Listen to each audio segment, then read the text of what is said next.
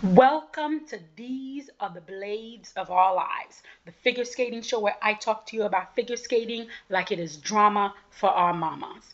On today's episode, it is nothing but the Grand Prix final prediction, seniors edition. Guys, seniors edition, not addiction, although it is an addiction for me, addition. Guys, I don't know. I have no idea. In all my years of watching figure skating, I've never encountered a competition where I genuinely don't know. I don't know how it's going to go down. And that is exciting. That is so exciting. I would say out of the four disciplines, the one that I am most comfortable making an educated guess on would be pairs. And that's partially because there's just how pairs is played out this season and also how I would like to see pairs play out. So out of the six teams that have managed to make it to the Grand Prix final, um, in sixth place, I would put the Germans, Annika Hockey and Robert Canal. Now, I am a huge fan of Annika. She has beautiful air position. When that throw is on, the landing is spectacular. But they are inconsistent. They are not confident in the fact that they are a world podium team. I literally can see this team on the podium. I just don't believe they can see themselves on the podium yet because all the elements are there. What is missing is the consistency because once they have the consistency, the judges will feel comfortable to give them those scores to put them on the podium. So because of their inconsistency, I will put them in sixth place.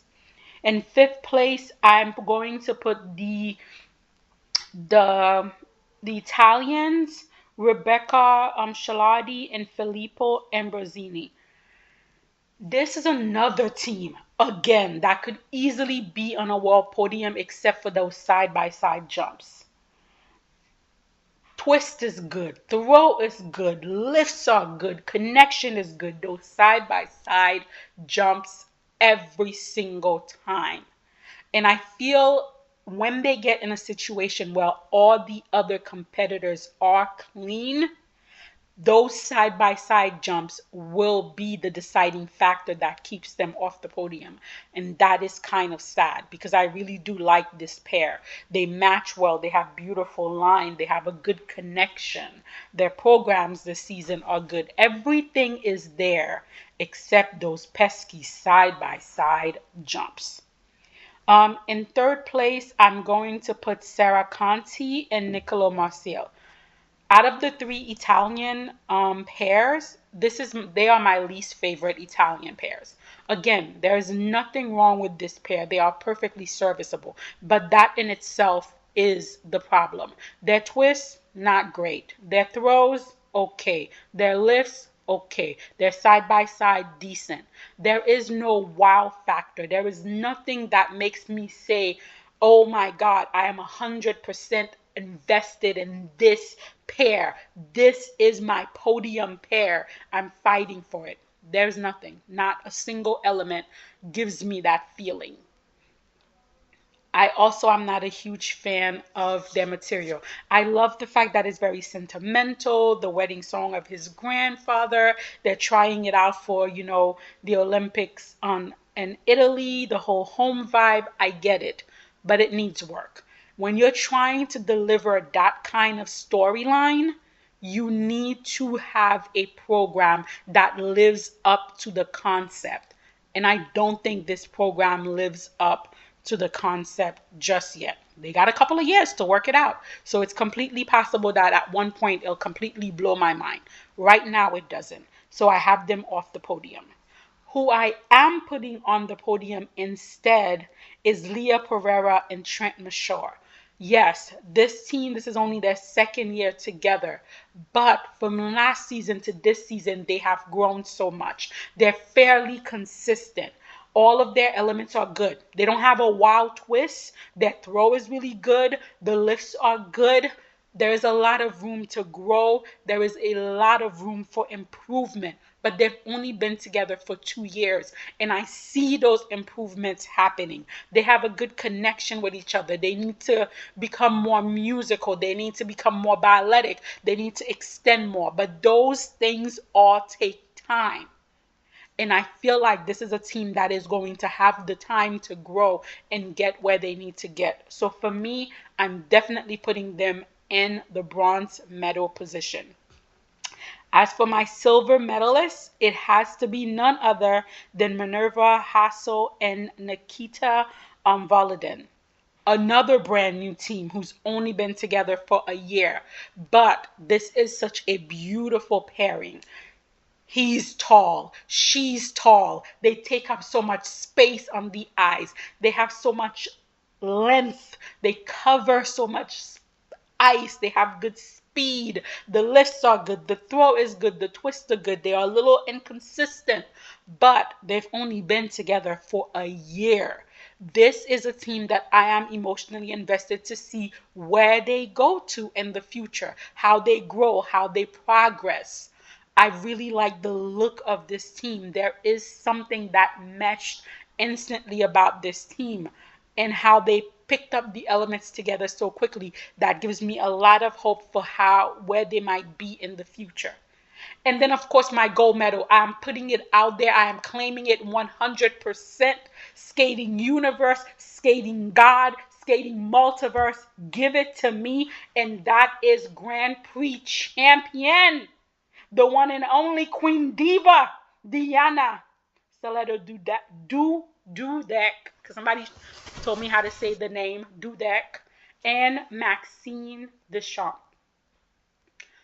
They have looked really good this season. Again, they haven't looked perfect. They've had their ups and downs. There have been mistakes. But overall, they look fabulous. Listen, when you lift Diana up in the air, she is eating the air. When you throw Diana, she lands like a queen. And Maxine is there with her every step of the way, supporting, guiding, being her pillar. Together, they are just giving it. And oh my God, their short program song, Donnez-moi l'oxygène, is stuck in my head. I have been singing that song nonstop.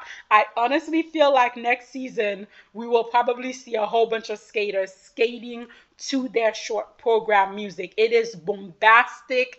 It's repetitive in the best way. It's fast paced. I think it's a wonderful piece to skate to, and they skate to it so well. And then, of course, we have, their long program, the Vampire Dracula. Gah, love it.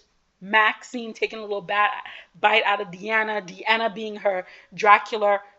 Love it, love it, love it. This is the team that I want to see walk away with the Grand Prix final.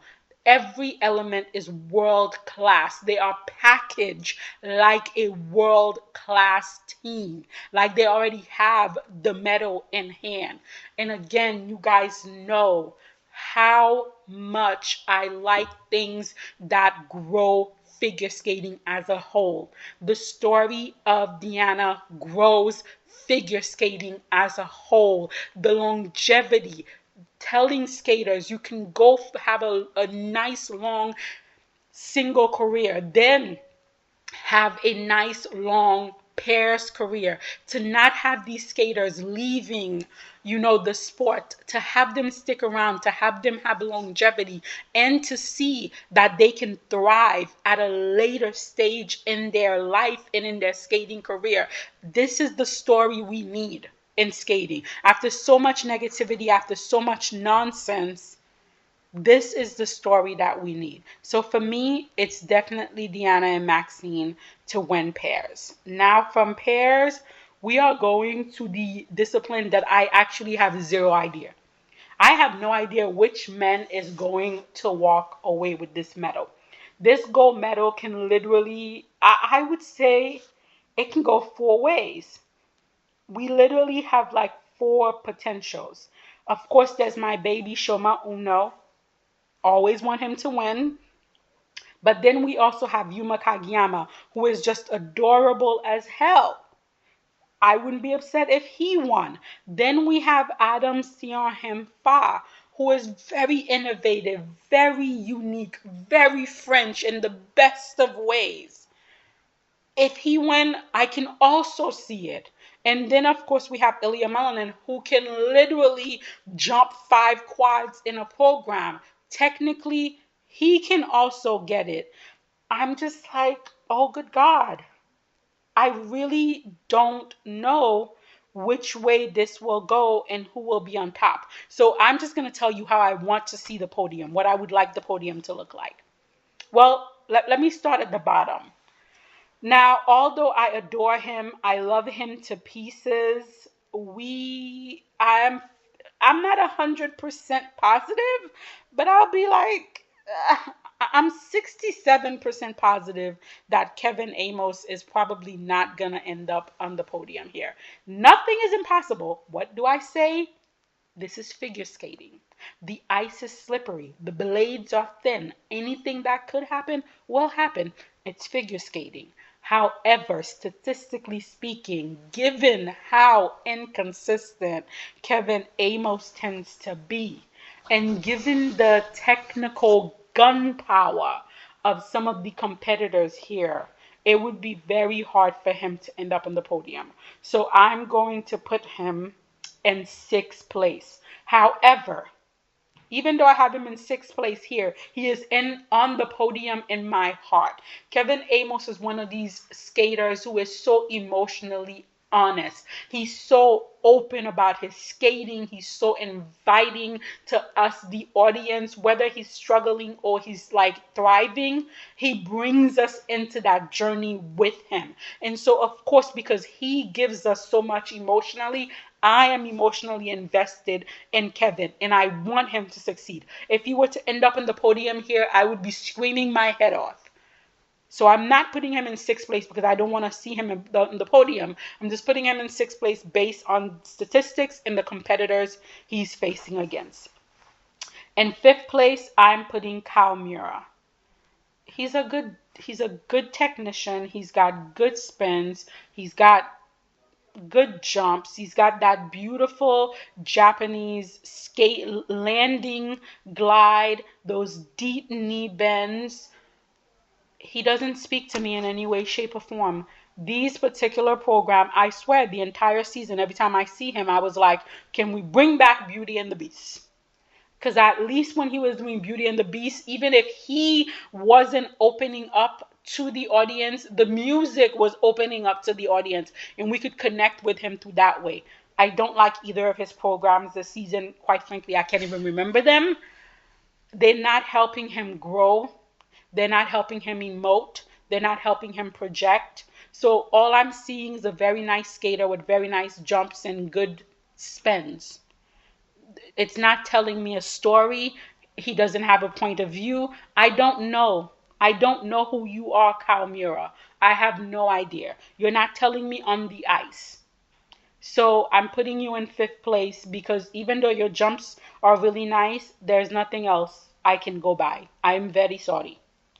Now, I know this is not going to happen because he's going to do like 5 quads and he is going to end up on the podium, but this is just my wish list. So in 4th place, right off the podium, I am putting Ilya Melanin. The reason why is because I am so happy with the growth that Ilya has had over this long season. There was a lot of complaint about him being just a jumper and not a skater. He took those criticism to heart. The team took the criticism to heart. He went back home. He worked on it. He's working on it. But even though I'm seeing the growth, it's a slow growth, but it is there. At the end of the day, if this is an artistic sport, and we are supposed to be judging it as an artistic sport, where the artistic scores are not just a mirror of the technical scores. There is no way the artistic score of Ilya Melanin should be anywhere near that of the other three skaters. His competitors are really trying to merge the concept of art in sport. And Ilya is working on that, but he is just not there yet. So the fact that the judges are going to reward him in artistic merit because of his technical merit is really a disservice to him and a disservice to the sport. He's just not at the level of the people he's going to be competing against here. So for me personally, I'm putting Ilya Melanin in fourth place. I know he'll probably win this competition. I know he's going to be on the podium. But based on what I understand figure skating to be, based on what I would want figure skating to be, based on the fact that it's supposed to be an artistic sport, I cannot put him on the podium against these other three skaters if they are clean. Now, that is a big ask for if they are clean. But that is where I'm putting him. And third place, the bronze, I'm giving to the one and only Adam Sion Hemfa. Slaying all season. Slaying all season. He wasn't perfect all season. He has his ups and downs. Another skater that can be very inconsistent. When Adam is on, he is on. Again, in the best possible French way that he could be on. I've always said this every season. Whether he was performing well or not, the thing I like about Adam is that I know who Adam is. He has an aesthetic, he has a point of view, he knows who he is as a person, and he projects that on the ice as a skater. No matter what kind of piece you give to Adam, he is 110% committed to it. He brings life to each movement he makes on the ice. And I love that he's so unique in how he chooses to tell you his story and how he chooses to skate. He's a very fast skater. When his jumps are on, they are spectacular. He has really cool movement. I like both of his programming. I think that short program is so cool. And the reason why it's cool is because Adam is probably so cool. There is something very just cool about his skating. So for me, I'm definitely putting Adam in that bronze medal position. In the silver medal position, I have Yuma Kagiyama. What a delight. When you talk about open skaters, when you talk about inviting skaters, skaters who have a joy projecting from them internally all the way out into the bleachers, externally to us as audience, we are talking about Yuma Kagiyama. When you are talking about textbook jumps, there is no other skater out there right now who has jump technique that is as beautiful as Yuma Kagiyama. Yes, there are a lot of skaters who can out jump Yuma right now, but that's only in terms of number. They can out jump him in terms of how many quads they could do. They cannot out jump him in terms of the quality of his quad. He has that beautiful Japanese technique that I'm always raving about, that he goes up straight in the air, he lands up gently into the ice, his knees bend when he pushes off to glide, which helps him cover so much ice. He has a good turn on his edge, which is just bringing him deeper into the ice and making movement effortless. He is such an open and honest skater, and him in the kissing cry is just the most adorable thing ever. Again, if Yuma were to win here, I would again be delighted and be screaming my head off. He is that kind of a skater. He has a beautiful, bright future ahead of him, and I'm so emotionally invested in his journey. For me, personally, the gold medal is Shoma Uno. Technically, he is not as beautiful as a jumper as Yuma. Technically, he does not have the quad power of Ilya. What Shoma has is an integrity of performance. Every movement of his hands is done to the max. Watching Shoma is literally like watching art on ice. He and it's so funny because I think of him like sort of like the Clark and Superman of figure skating, because as a person he's so shy, he's such an introvert. And then he gets on the ice and he becomes this bigger than life persona. He's very small, but he skates big. He takes up the entire ice. He is not hiding. He doesn't need an excuse to exist. He is existence. The tension in his body, the posture, the elegance, the hold. If you are speaking of art in sport, this is art in sport. I love watching him skate. This is almost one of those skaters, sort of like Jason Brown, where I'm like, can we just take away the jumps and just have him skate? This is a skater just like Jason Brown. I cannot wait for their professional career. I wish figure skating was where it was at in the 80s, in the 90s, where we had the professional competitions, where we had the professional shows, because a Jason, a Shoma, a Denis Vasiliev, they would bring so much joy and pleasure to us as skating fans if they had that arena that was away from the technical aspect and focus just on the artistic aspect of the sport. That is what Shoma is to me. He is the core artistic aspect of the sport. Now, his jumps are exciting in a whole different sort of ways. That triple axel on the lean, I just don't know. I feel like his jumps look better here than I've seen in a while. But just saying they look better here does not mean they're great. What I'm hoping is he comes out, he gives us the art that only he could deliver, but he also gives us some stable, clean jumps. This is my podium, how I see it based on my understanding of an artistic sport. I think probably what will happen is probably Ilya will win. Maybe Yuma will be silver and Shoma will be bronze. I think that's probably how the judges have it lined up to play out. But for me, it is Shoma gold, Yuma silver, Adam, Sion, him, Fa with the bronze medal. We're going to see if what I want and what the judges are likely to do, which one will play out.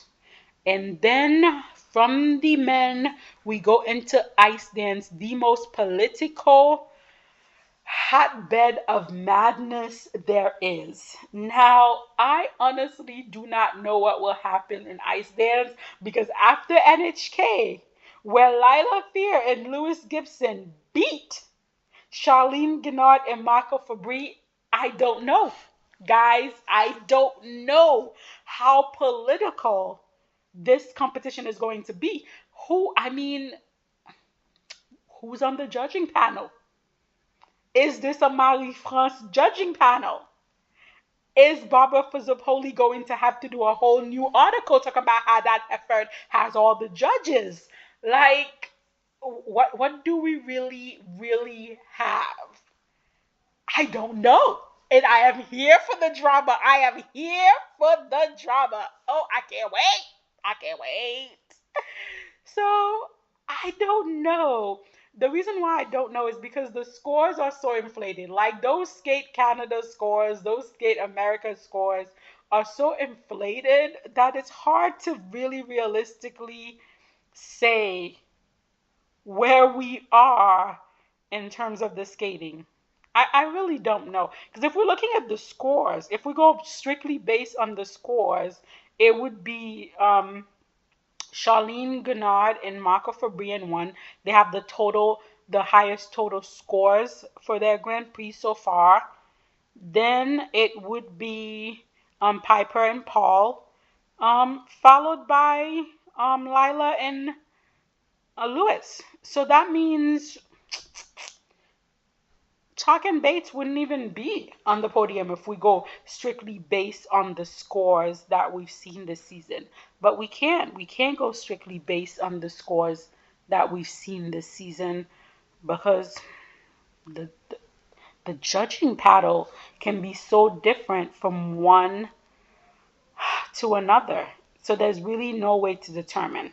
So let me just take a guess, and this is purely a guess on how I think it's going to play out. Of course, my babies, my little Lala couple, Marjorie Lajoie and Zachary Laga, I'm so glad they made it to the Grand Prix final because this is thriller. I'm so glad they made it to the Grand Prix final. I've already said it before. I told you my Lala babies were going to be on world podium and Olympic podium. I've already claimed it into the universe, and so it will be. But I feel like for all the shakeup that we have seen in figure skating, in the ice discipline, I do still think that ice dance is a very conservative discipline, and that seniority means a lot, and that you have to wait your turn as a pair, as a young pair. So I do feel like based on those factors, probably not based on the actual skating that's going to take place, Marjorie Lajoie and Zachary Laga are going to be in sixth place. But don't worry, my Lala babies, you guys are in first place in my heart. And then in fifth place, I'm going to put Lawrence Fournier Boudry and Nikolai Sorensen. Honestly speaking, if you look at all the women in the ice dance discipline, Laurencin is the strongest in terms of she is the most well balanced of all the women. She does not have any shortcoming.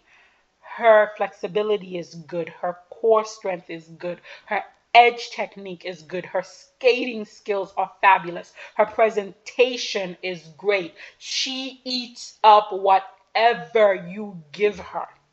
She is by far the best of the women ice dancers currently competing.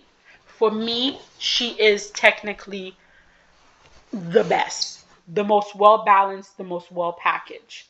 However, as a team, first, we are dealing with a level of inconsistency. They have yet to have a season where they were perfectly on and competed clean. Every season there's a little mistake there, a little mistake there, and because of that, the judges are not on board with giving them the scores that they deserve based on their actual skill. That lack of confidence has not been built in the judges. Another factor is this is a very hit and miss team for me. Sometimes they have the most fabulous programs in the world, and you feel like they should be beating everyone with these programs.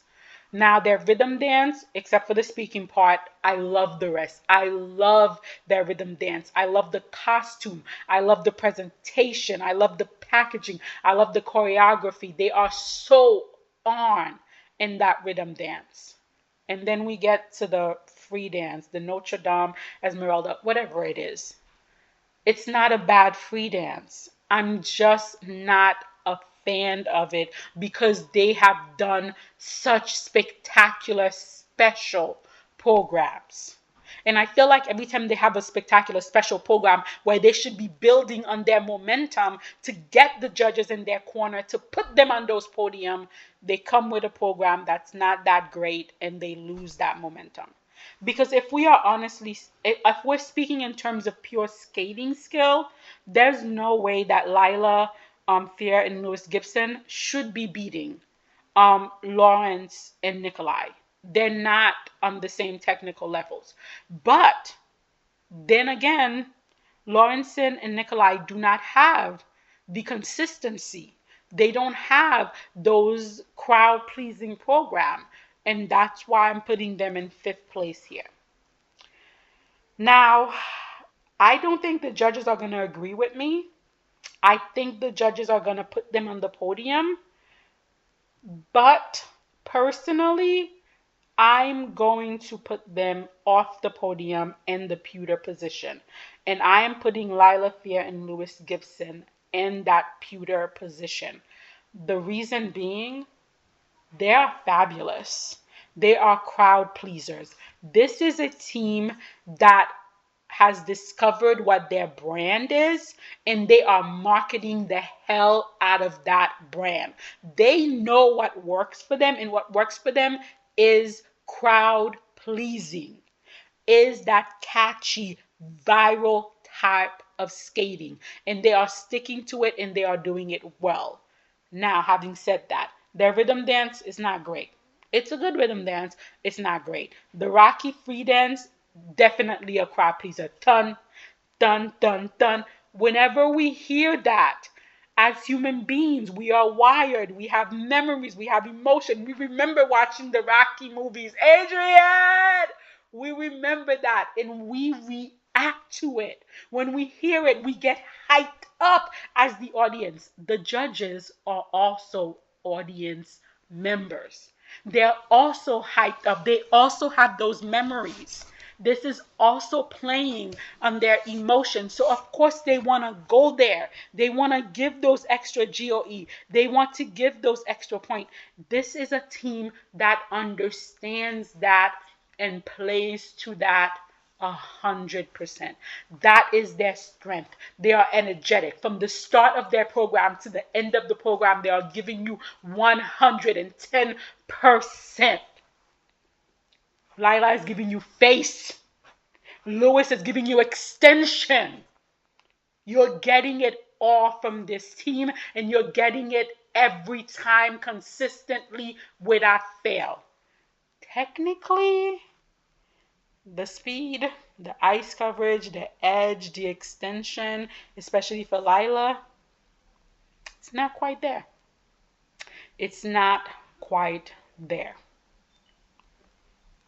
But what they do bring is so shiny that it just may cover up the technical shortcomings and put them on that podium. I personally, I'm putting them in the pewter position. Now, this is another shocker. It's a shocker. I am actually putting Piper and Paul. I'm putting Piper Gillis and Paul Poirier in the bronze medal position. I know, shock. How could you? Traitor. Let me explain. I adore Piper and Paul's rhythm dance. I think it's so catchy. I think it's so them. I have always loved Piper and Paul because for the longest time, even though the judges were ignoring them, they were so unique. They were so cool. They were so inventive. And then they had that period where they sort of conformed to what the judges wanted in order for them to get ahead, which makes sense. You know, they kept doing the unique thing and the judges were not rewarding them for it. So then they became a little more conventional that got them, you know, better scores, put them on the podium.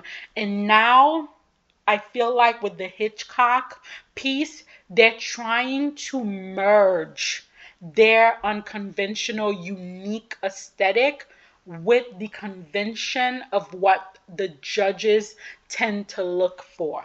And I think that's a really cool idea. I think that is a really cool concept. I just don't think it's completely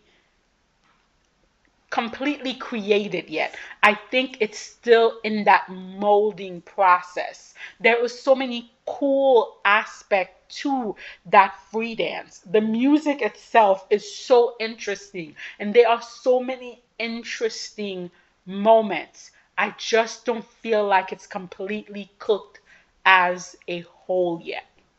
So that is why I'm putting them in the bronze medal position.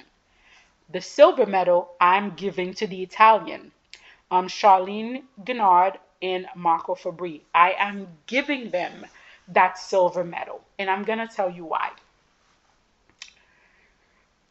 They have, for me, their two best programs this season. I have been harping on them for being boring, for being not innovative. I have been harping on the Italian team. So what did they do? They went out of their comfort zone with the rhythm dance. They went full throttle. And I appreciate that.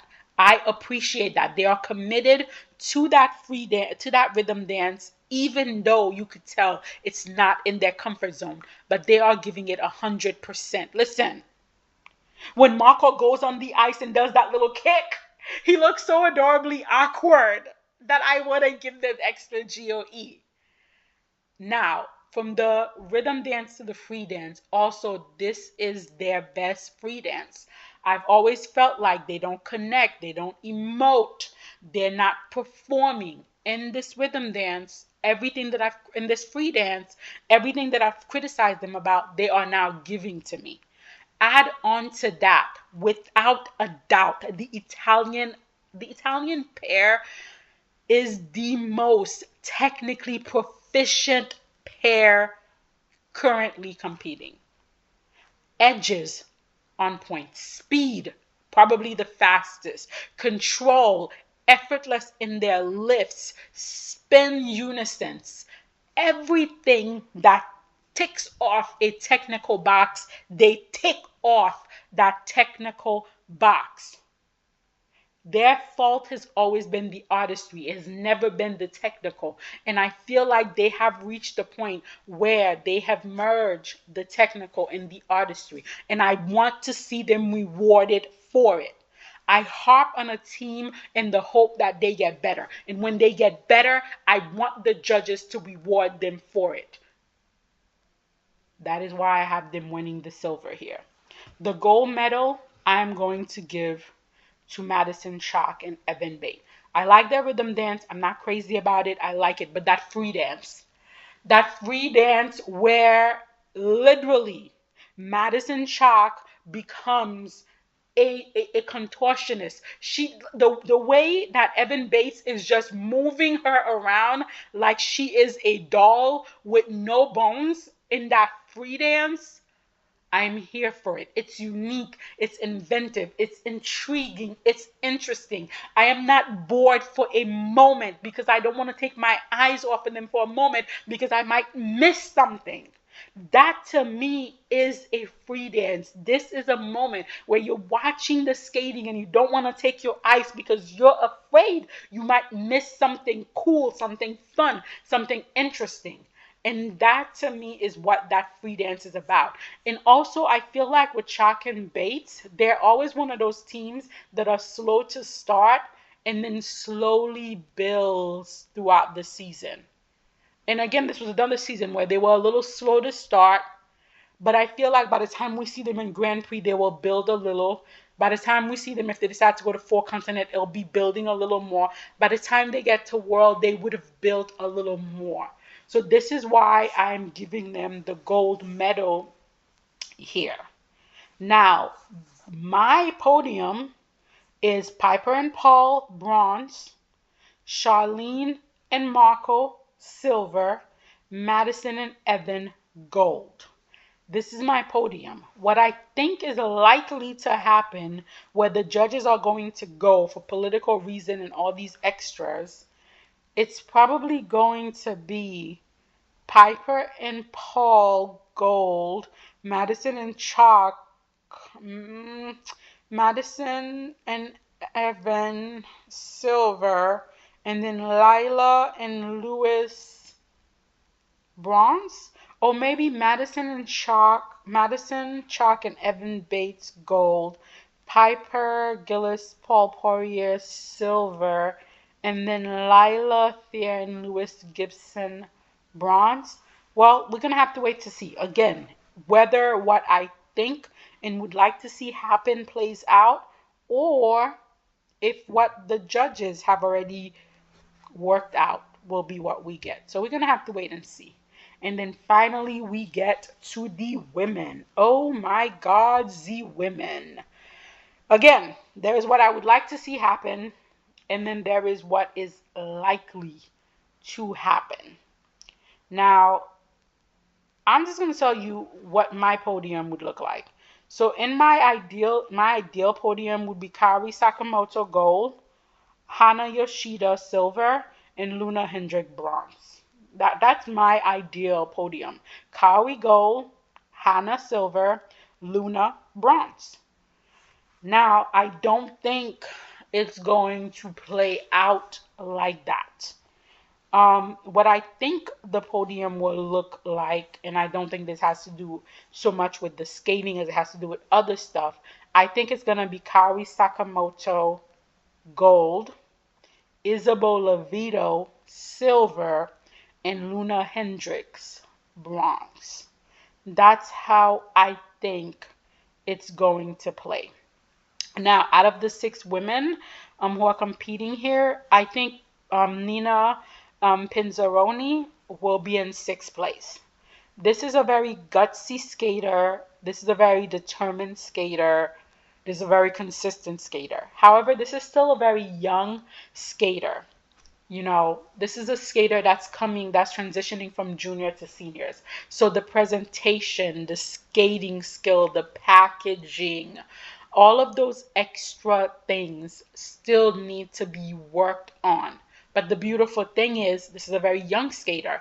There is the time, and she has and the other thing about it, it's not just about being a young skater. It's about being a young skater with a good jump technique. Because her jump technique is good, I can see her 5 years from now, 8 years from now, if she continues on this path with this trajectory, she can definitely become a podium contender because the foundation that is being built is sound. The jump technique is sound. She's not there yet, and because of that, I'm going to put her in sixth place. In fifth place, I'm going to put Ryan Shimiyoshi. Yes, the quad, the technical aspect is fabulous. The consistency, not so much. You can have all of the technical firepower on paper, but you have to be able to deliver it when the time counts. And I'm not sure Ryan can deliver when the time counts. She has a beautiful jump technique, that standard Japanese jump technique, beautiful glide, nice ice coverage, but she's not a skater that I emotionally connect with. Like, I'll be honest, she's not a skater that I immediately think of when I think of skating, that I immediately have one of her program where I'm like, I love this program. This program is fabulous. She's not that kind of a skater for me. That's not to say she won't become that kind of a skater just right now. I don't really remember what her two programs are about. I'll be quite frankly honest. I don't remember it. And that's because while she skates them well, there's nothing about those two programs that are like, oh my God, I remember this. This is a factor for me. I love this.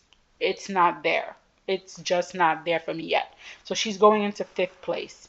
Now, the judges will probably put her in fourth place, but she is first in my heart. Yana Yoshida. I have the opposite of Brian. Hannah is one of those skaters you cannot forget her program. The short program. She's so committed to that choreography, and wow, gutsy for choosing that kind of music that's so outside of the box. And then to go from that short program to her long program, that step sequence, I am leaving for it. This is a skater that emotes, that projects, that has good jump techniques, that has good edge control, that has good spin. This is what I like about skating, the combination of artistry and tech. This is the artistic sport that I am envisioning. This is a skater with a point of view. This is a skater with a story to tell, and she tells it beautifully. This is the skater that I would put on the podium if I was judging. But I don't think she's a skater they're going to put on the podium. But she should be. Those two programs are fabulous. The way she delivers these programs are fabulous. I only pray that Hannah has two clean programs because those programs deserve to be seen and competed cleanly. Then I think in third place it's probably going to be Luna Hendricks. And the reason being is because Luna is one of those skaters that the judges want to give the world to. You could tell the judges want to make Luna a champion. I'm just not sure because of years of competing with the Russians and the Eteri 10-point bonus and her never thinking she would be there. I think it's probably very hard for Luna to have that mind switch, for Luna to have that confidence where she's like, I'm a champion, I'm a contender. I think for Luna, it's not really about talent, it's really about the mindset. Again, the programs. Oh my God, Luna. The program, the packaging. Oh my God, Luna. The short program is just it's a repetition of last season's short program, and last season's short program was actually better than this season's short program. So it's a ripoff, and it's not even a ripoff that does justice, that improves. So we're gonna forget the short program because it's nothing to write home about. Then we get to the long program. I've complained so much about the horrendousness of that outfit. The little foo-foo over the Dollar Tree bejewelment, like the bling wrap. Oh my God, like who? And then the program itself is completely empty. Like, this is something new, innovative. No, everybody's been, like, people have vogued since the beginning of skating. Since the beginning of Vogue, people have been voguing on ice. It's not new, it's not unique. It's an empty program. It is an empty program with smoke break and hand mirrors. And Luna can do so much better. Please, next season, Luna, go see Sandra. Go see. There's so many skaters. Take yourself to Canada. There's so many choreographers. You know, go see Lori. Go see Sandra. Go see David. Oh, oh, oh my God. Go see Caitlin. There's so many. Go to America. Go see Roheen. Please do not bring me another season of this madness next season. You are so much better than the programs you are being given. And for me, I feel like that's the limitation, is the program. So I feel like that's going to put her in the bronze position. Then we get to Isabel Levito, who is going to be given the silver here. And I feel like that's going to be purely political. And I'm going to tell you why. Every jump passage that Isabel Levito has should automatically get a negative GOE because there are bullet points for the jump. The speed in which you come into the jump, the speed with which you come out of the jump, your position in the air, your landing position. Isabel hits none of those. Literally watch Isabel as she goes to get into the jump. Watch the way her entire leg bends. Then watch the way her body leans over on those bent legs. It's almost as if her body is parallel to the ice. That is horrendous. Then when she goes up into the air, it's crooked. And when she comes down, it's crooked. There is no speed. There is no flow. There is no elegant, like, all of her jumps should get a negative GOE. And I'm not saying that because I do not like Isabel Levito. I actually like Isabel Levito because I think she could be a well-rounded skater. But her jump technique is A, harmful, B, dangerous, and C, horrendous. It is horrendous. Every time, she's one of those skaters I wish I could watch without the jumps. Because when you watch Isabel skate without the jumps, she's divine. The spins are good. Her position are good. This is a skater who flirts with the audience. She's an open skater. She's musical. We're not going to talk about her packaging because the only packaging that upsets me more than Luna Hendricks is Isabel Levito. The grandmother draping situation they have on this very young, beautiful child. I don't understand. Whoever dresses you, Isabel, does not like you because they would not do that to you if they did. Everything except the packaging and the jump about Isabella Vito is divine.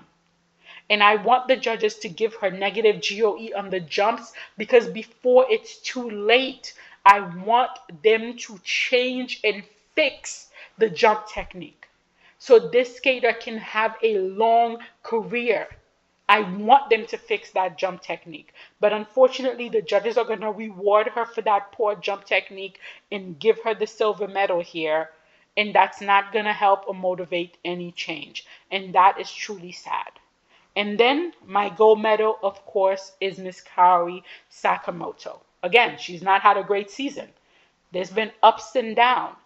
Neither of her programs are completed yet. But then again, Kaori is like that. She is one of those slow to burn skaters. She's one of those skaters that has to grow into her program. She's not one of those skaters who can instantly skate her program. I know a lot of people don't really like the short program because it's a softer, a different side of Kaori. I don't mind it because I feel like as skaters, they have to try new things. They have to step out of their comfort zone. They have to grow. And the fact that she wanted to skate to this gentle, kind music, now that she's an auntie, she wanted to do it, as an auntie. I love that for her. I love this growth, this individuality. I love that for her. And then the free dance, the long program, I get what it was meant to be. I can see the vision that Marie-France has. And I can see that Kaori sees the vision that Marie-France has. Kaori is just not at the point yet where she can actualize the vision. It's a little rough. It's a little rough around the edges. But again, I don't know what that program will be by the time we get to Worlds because Kaori is such a slow to burn kind of skater.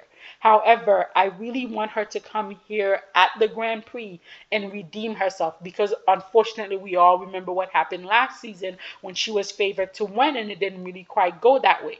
I really want her to come out here this season to prove herself and win this. She has what it takes to win it. She just has to let her body does what comes to her naturally. So as I said it from the beginning, I really don't know, guys. I really don't know. This is one of the rare situations in skating where I have no idea, but I do have a lot of hope. I have a lot of hope for my little queen of all, Diana and Maxine, to win the pairs. I have a lot of hope for Kaori to come in the ladies and redeem herself. I have a lot of hope for Shoma to give us clean, steady jumps. And I have a lot of hope for my Lala couple to reach a brand new all-time high. These are all hopes based on feelings and not necessarily facts. But you guys let me know, what are your hopes and what do you think will be the reality of the Senior Grand Prix? Let me know in the comments.